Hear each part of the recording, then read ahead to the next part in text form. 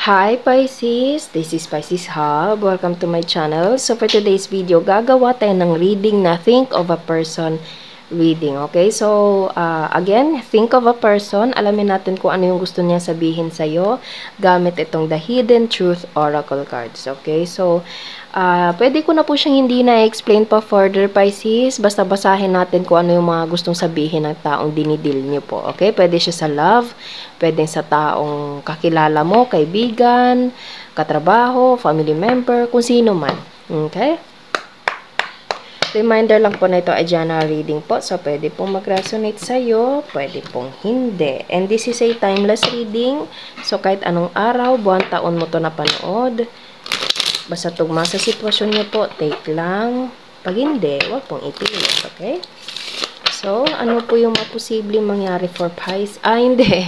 Ano yung gustong sabihin ng taong dinidil ni Pisces sa araw na ito? Ano po yung gustong sabihin ng taong iniisip ni Pisces?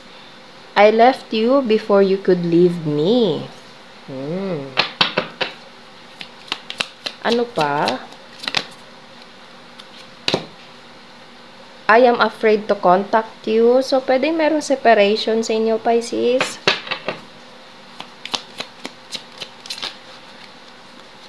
I hide behind material things. I want to be more than friends. Okay.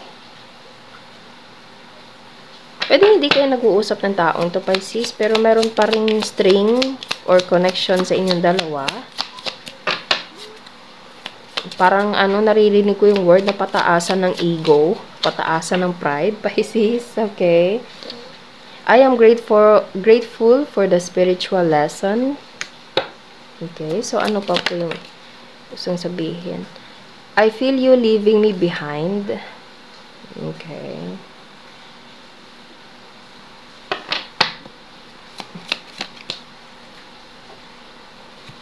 I couldn't let you get close to me. We both know I am not the one for you. Yeah, I feel you even though we are apart. Meron pa rin connection sa inyong dalawa. Okay, pero merong something na naging hindrance, Pisces, na kung saan merong paglayo na nangyari.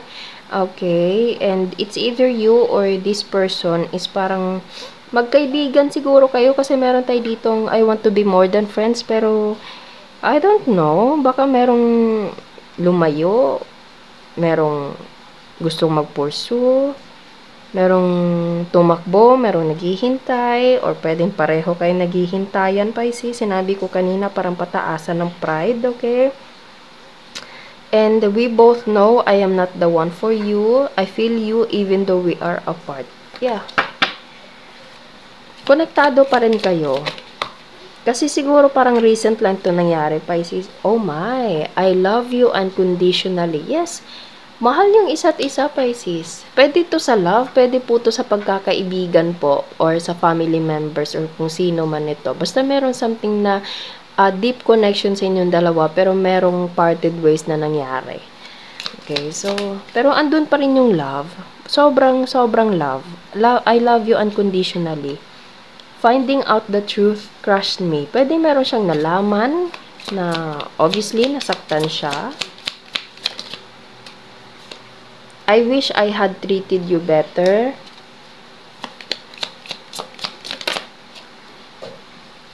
I hid who I really am from you, and you were the best thing in my life. Merong pagtatago, Pisces.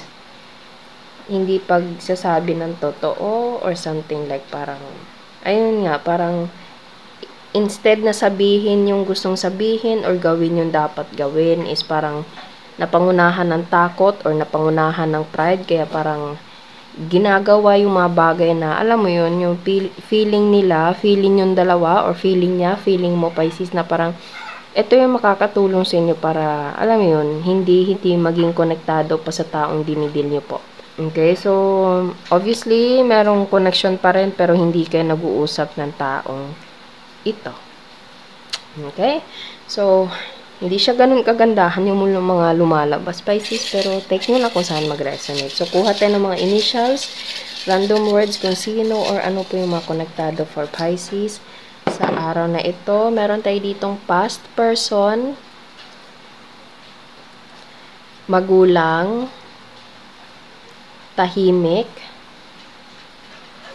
pets, mabait, letter S,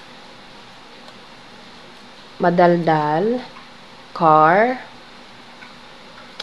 money, letter A, O, lover, anak, E, V,